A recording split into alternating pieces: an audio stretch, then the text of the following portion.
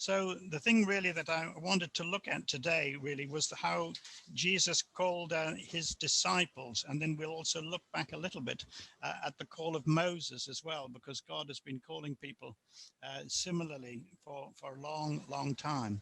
So the passage that I was really interested in is in Luke chapter 5, and it's just the first 11 verses of Luke chapter 5, which I can read to you.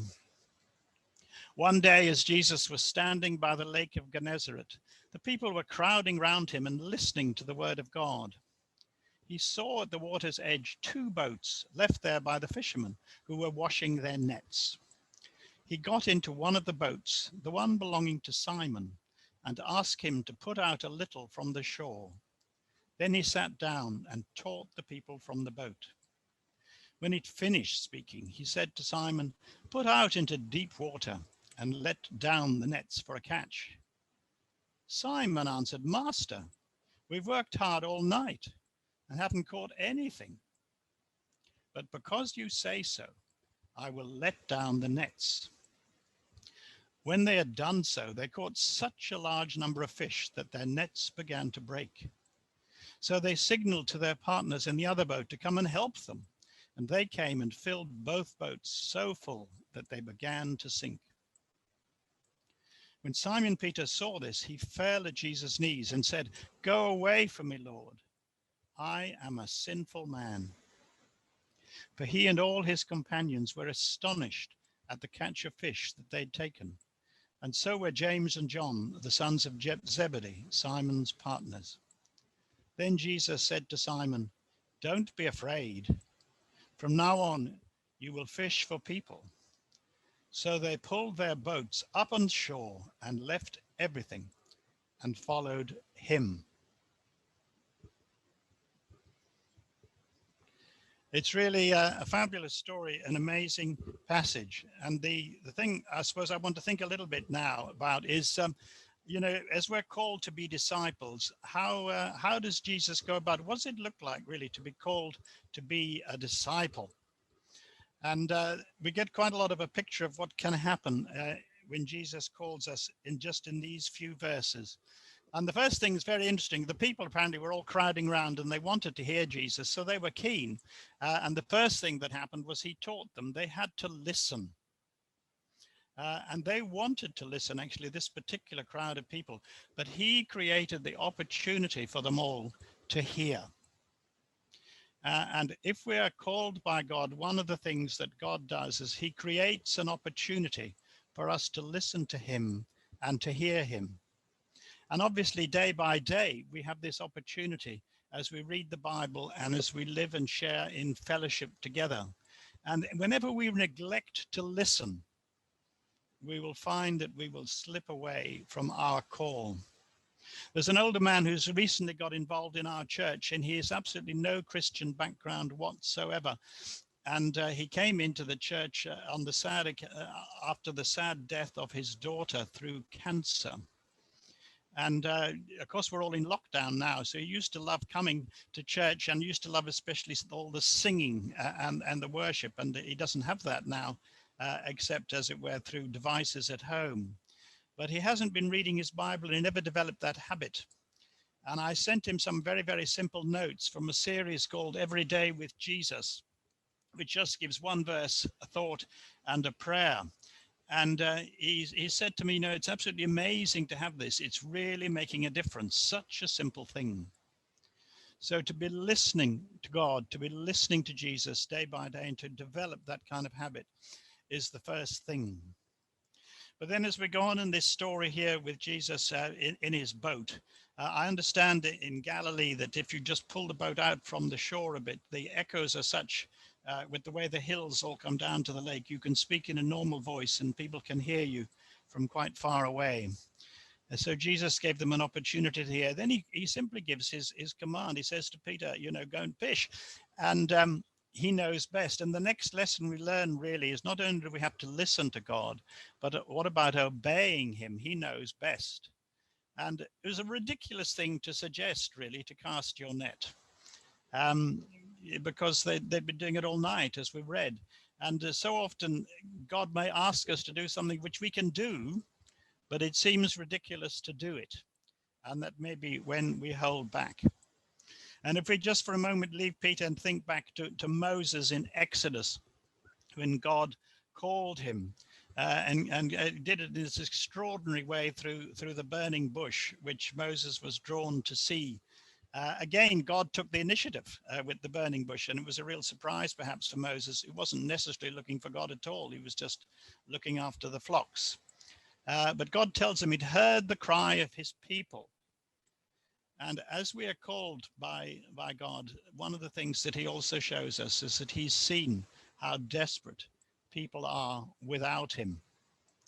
And so we read it's in chapters 3 and 4 of Exodus. We won't look at them now, but this is where the whole story of God appearing to Moses and calling him comes. And in verse 10 of chapter 3, God says, go.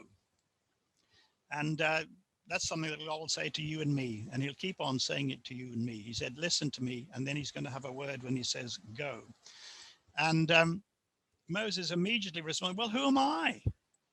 Who on earth am I? I'm nothing. I'm hopeless. What do you expect me to do? And God's answer is quite simple, really. He says, I will be with you. But then he says, oh, well, they won't respect me. Then they'll say, well, we don't know necessarily that God's spoken to you, and we don't know that. And he says, well, who shall I say that you are? It's as though the kind of excuse that we would produce would say, well, I'm not ready yet, or I might fail. The people would reject me. And then we have this incredible moment in the story. After Moses has said, who am I? Then the big moment comes when God says to him, tell them, I am has sent you. This is the remarkable turnaround, and we need that kind of experience, all of us, in our lives. We all start with a, who am I? But God can turn that right round into an I am has sent you. And this is when he can really work in our lives, the great God, I am. And because Moses was also nervous and so hesitant and so on, God gave signs in the power of the Spirit. You may remember that, he told him to put his staff down, and then it became a snake, and then pick it up by the tail. And there were many other signs that God used, of course, and the plagues as well later on in Egypt. But God gave him something that people could see. And for you and me, God gives us also power in the Spirit and the fruit of the Spirit. He may give us particular opportunities through miracles, through healing and so on from time to time, but the fruit of the Spirit is for all of us, the divine intervention of the Spirit in our lives. And as we persevere with God, people will see it. So then Moses still doesn't really want this at all. So he says, well, I can't speak. I've never been eloquent. Definitely a temptation that comes to all of us. And God just says, well, who made man's mouth? If you and I can really have this in our hearts, when we're tempted to say, who am I, that I am has sent you, and I'm not ready yet, and I might fail, and they won't recognize that I've come from you and so on, just to trust him, that his Spirit is within us. And then also to be very clear that he'll give us the words to say. And it's very easy to feel like that, and then even sort of Moses finally, he can't think of another excuse. So he just says, Lord, send somebody else. And that moment, God is angry, which is quite an interesting thing. But he's merciful, and he gives Moses another chance. And as we know, he sends along Aaron to help him. It's so easy to feel that, if only somebody else would do it, we can avoid it. But Moses perseveres in the end with the help of Aaron. And of course, even Jesus himself in Gethsemane, who had a much, much greater calling from the Father than you and I would ever know, he had his moment of hesitation in Gethsemane. But he said eventually, not my will, but yours be done. And then as we look at Moses, we can see the amazing things that he achieved in his life. So many battles, so much opposition. But we get in Numbers chapter 12, verse 3, a little key characteristic about Moses. It says, initially, he tried to solve the problems of the Hebrews himself, hadn't he? And tried to kill the Egyptian and so on, while he was the adopted grandson, I suppose, of the Pharaoh, who was a big man with a great background, tried to do things in his own strength. And he had a lot to learn about God's way. It took him 40 years in Midian. But we read later on in Numbers that Moses was a very humble man. more humble than anyone else on the face of the earth. And this encounter, of course, with God in the burning bush, the first thing God says is, take your shoes off. Moses knew that he was before an all holy and a powerful God. So if we go back to Peter now and the story with the fisherman there, Peter was an expert fisherman. And he knew all there was to do about fishing. He did the right thing, fishing all night. That's what everybody with any sense would have done. But unfortunately, he had caught nothing. He knew it was crazy to try fishing in broad daylight. You just don't catch fish then. But amazing enough, in this story, we see he gets to the place. And this is a place where you and I all need to get to one way and the other in our relationship with God. When he says, but because you say so, I'll do it.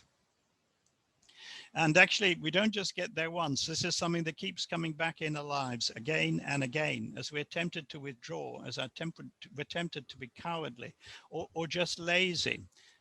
We're tempted to give up in one way or another or to disobey.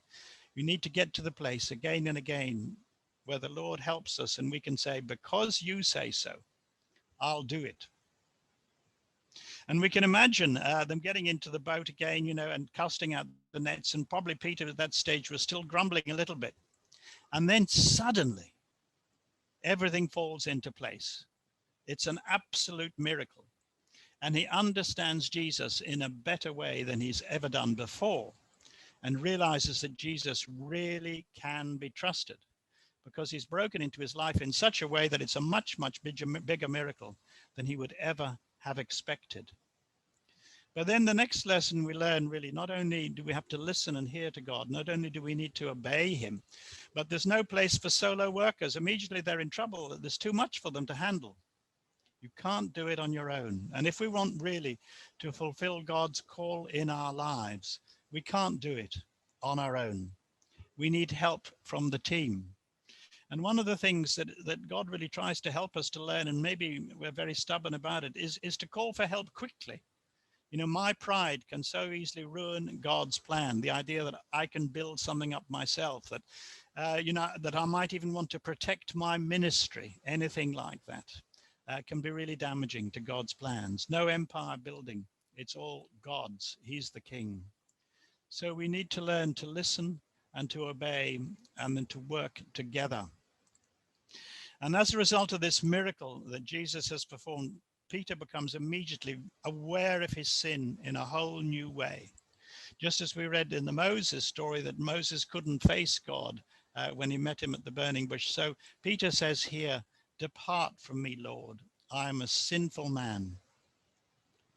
And I think that's a real challenge for you and for me. I mean, we all know we're all here today because we know it's true that all have sinned and fallen short of the glory of God.